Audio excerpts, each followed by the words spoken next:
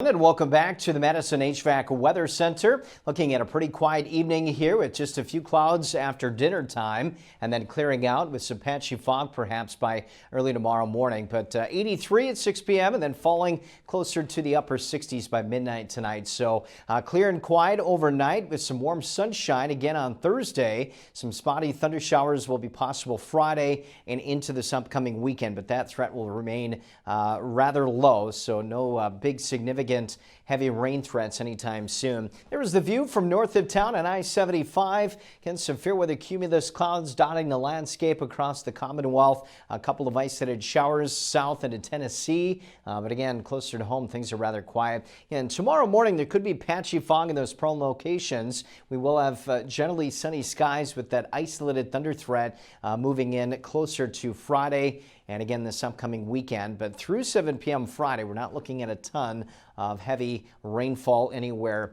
across the region. So tonight dropping down into the lower 60s. Again, there will be some patchy fog in the morning, but that will quickly burn off with still this strong late August sunshine, getting close to 80 by the lunch hour and then warming up into the mid, maybe even upper 80s as we head into the afternoon. By the way, these temperatures will be at or just slightly above average for this time of the year. Looks Lexington getting a little bit closer to 90, whereas Richmond will be a couple of degrees cooler than that. On Friday, a couple of isolated thunderstorms into the afternoon that may take our temps down a degree or two from where they'll be tomorrow, but the extended outlook at the end of the month and early September keeping us slightly above average in that temperature department. So turning a little unsettled Friday, Saturday, and Sunday. Nothing too widespread or heavy, but as you notice, we'll be at or slightly above average as we take you through the weekend. And of course, we'll keep you up to date.